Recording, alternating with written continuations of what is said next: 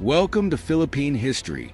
If you're ready to uncover the untold stories of the Philippine Revolution, forgotten heroes, hidden battles, and secret strategies that changed the course of history, you're in the right place. This isn't your typical history lesson, so buckle up for some eye-opening revelations.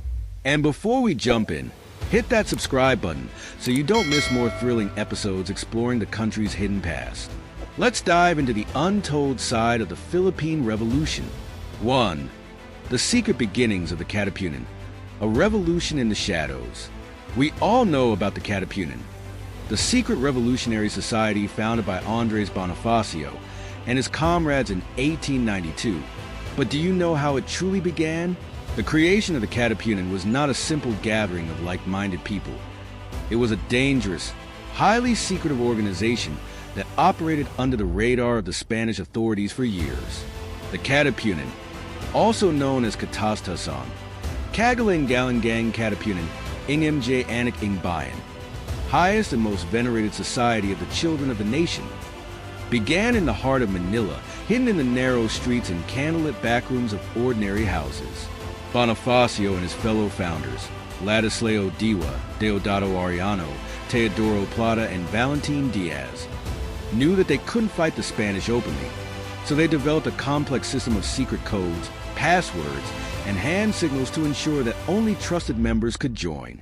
The Katipunan's recruitment method was brilliant. New members were required to undergo a blood compact, in which they signed their names in their own blood, swearing their loyalty to the cause. This ritual bound them not only to the revolution, but also to each other, creating a bond stronger than fear. Each new member was introduced to the Katipunan Triangle system, a unique method of recruiting members where one would introduce two others, and they, in turn, would introduce two more. This kept the identities of leaders hidden while rapidly growing the organization's numbers. Little did the Spanish authorities know that under their noses, a well-organized and motivated group of revolutionaries was preparing for a full-scale rebellion. By 1896, the Katipunan had grown to tens of thousands of members across Luzon, spreading like wildfire, all thanks to these secret strategies. 2. Forgotten heroes, the women of the revolution. When we think of the Philippine Revolution, figures like Andres Bonifacio, Jose Rizal, and Emilio Aguinaldo often come to mind. But did you know that some of the most important players in the revolution were women? That's right. While history often overlooks their contributions, the women of the Katipunan were just as critical to the success of the revolution. One of the most notable of these women was Gregoria de Jesus, the wife of Andres Bonifacio, who was affectionately known as Aling Orion. But she wasn't just the wife of the Katipunan's leader. She was a revolutionary in her own right. Gregoria was entrusted with safeguarding the Katipunan's secret documents and acted as the society's first female member. She bravely carried out dangerous missions, smuggling messages and weapons, and even risked her life multiple times to evade Spanish authorities.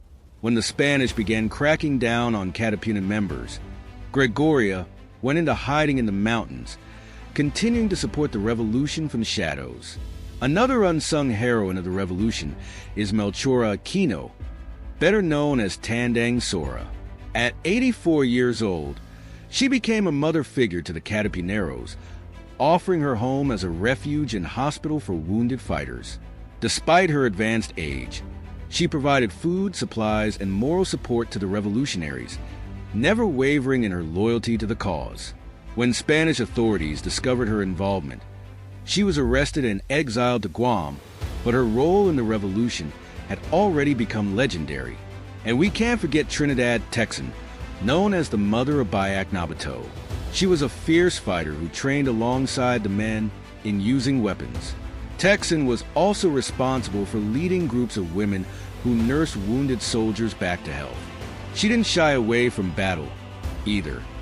She personally led a raid on a Spanish supply depot, ensuring that the revolutionaries had the ammunition and food they needed to continue the fight. These women were not just supporters of the revolution. They were frontline fighters, strategists, and leaders.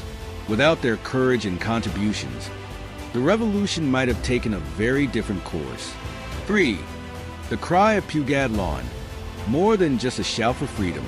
We've all heard of the cry of Puget Lawn, the moment that officially launched the Philippine Revolution on August 23, 1896. But the story behind this iconic event is even more dramatic and complex than most people realize.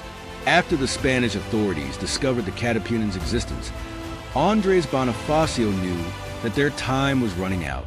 On the morning of August 23, 1896, Bonifacio gathered hundreds of Katipuneros in Puget Lawn, just outside Manila. There, in a moment of pure defiance, they tore up their cédulas, the Spanish identification documents that represented their subjugation. But the cry wasn't just about tearing up papers. It was a symbolic declaration of war. By destroying their cédulas, the Katipuneros were announcing that they no longer recognized the authority of the Spanish government. This was a bold move, but one that didn't come without its share of risks. In that moment, each Katipunero was putting their life on the line. The act of rebellion marked the point of no return. However, what many don't know is that the cry of Puget Lawn wasn't the first attempt at launching the revolution. Just days earlier, Bonifacio had tried to rally the Katipunan for a premature uprising in Balinaoac, but not everyone was convinced that the time was right. There was significant debate among the leaders, with some arguing that they weren't ready to face the full force of the Spanish military. It wasn't until Puget Lawn, after a heated discussion, that Bonifacio was able to unite the group and lead them into battle. This pivotal moment of unity set the revolution in motion, but it also highlighted the internal struggles within the Katipunan. Not all members agreed on how or when to act, and these divisions would later resurface, leading to power struggles that almost fractured the movement. For forgotten battles, the struggles beyond the major victories. While battles like the Siege of Manila or Battle of Imus often dominate the narratives of the Philippine Revolution, there were dozens of smaller, yet equally important, skirmishes that took place across the archipelago. These forgotten battles were just as crucial in keeping the revolutionary flame alive, even in the most remote provinces. For instance, the Battle of San Juan del Monte, fought on August 30, 1896, is often overshadowed by larger conflicts.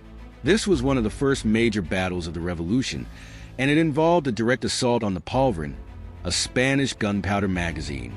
Although the Katipuneros were ultimately unsuccessful in capturing the armory, the battle showed the Spanish authorities that the revolution was a serious threat. Hundreds of Katipuneros fought valiantly despite being outgunned and outnumbered, marking the beginning of large-scale confrontations. But not all battles were fought with guns and knives. Some of the most intense struggles took place in the form of guerrilla warfare in the countryside. Filipino revolutionaries used their knowledge of the land to launch surprise attacks on Spanish patrols, sabotage supply lines, and ambush enemy troops. In provinces like Cavite, Laguna, and Batangas, revolutionaries were able to weaken the Spanish forces by disrupting their logistics and forcing them to stretch their resources thin. One of the most fascinating but lesser-known battles is the Battle of Cocorong, Dasili, and Pundi, Bulacan. Here, the revolutionaries built a fortified encampment, complete with trenches and watchtowers, where they staged one of the largest defensive actions in the early part of the revolution. Although the fort eventually fell to the Spanish, it was a significant moment of resistance, showcasing the revolutionaries' determination and ingenuity in the face of overwhelming odds. These forgotten battles, though small in scale, were critical to the revolution's success. They kept the Spanish forces constantly on edge and helped sustain the revolutionary movement during some of its darkest days. 5. Secret strategies, guerrilla tactics, and the role of intelligence.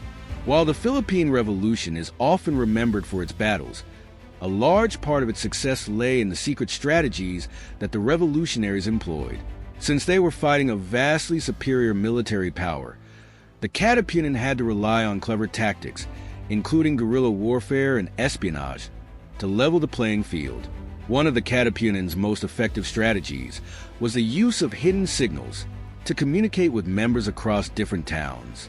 These signals included things like handkerchiefs tied in specific knots or colored flags placed in certain positions, which indicated when and where members should meet. This allowed them to organize large gatherings without tipping off Spanish authorities. Another brilliant strategy was the use of infiltrators within the Spanish ranks. The Katipunan had informants, sometimes even within the homes of Spanish officers, who passed on critical information about troop movements and military plans. This network of spies was crucial in helping the revolutionaries stay one step ahead of the enemy. The topography of the Philippines also played a huge role in the revolution. The revolutionaries knew the mountainous regions, dense forests, and river systems far better than the Spanish, and they used this knowledge to their advantage. Many battles were won simply by using the terrain to set traps or launch surprise attacks on unsuspecting Spanish troops. These hidden strategies and tactics allowed the revolutionaries to keep fighting, even when it seemed like all hope was lost. They weren't just fighting with swords and rifles. They were fighting with brains, bravery, and unity, the legacy of the untold stories. The Philippine Revolution was much more than the major battles and iconic figures that we've all heard about. It was a collective struggle fueled by unsung heroes, forgotten victories, and secret strategies that gave the Filipinos a fighting chance against an empire. These stories, often left out of textbooks, are just as crucial in understanding the full scope of the revolution. Without the courage of women like Gregoria de Jesus and Melchora Aquino, the revolution may have lacked the logistical support and resilience to survive. Without the guerrilla tactics and secret codes of the Katipunan, the revolutionaries might have been overwhelmed by the superior Spanish forces. And without the forgotten battles fought in remote provinces, the revolution would never have gained the momentum it needed. If these stories inspired you and made you want to learn more about the hidden history of the Philippines, don't forget to hit subscribe. Here on Philippine History, we'll continue exploring the untold, unseen, and often overlooked stories that have shaped the nation. Leave a comment below with your thoughts or suggestions for future topics, and join us on our next journey through the Philippines' incredible past. Thanks for watching, and remember, history is more than just facts and dates. It's made up of the people, the strategies, and the untold stories that change the world.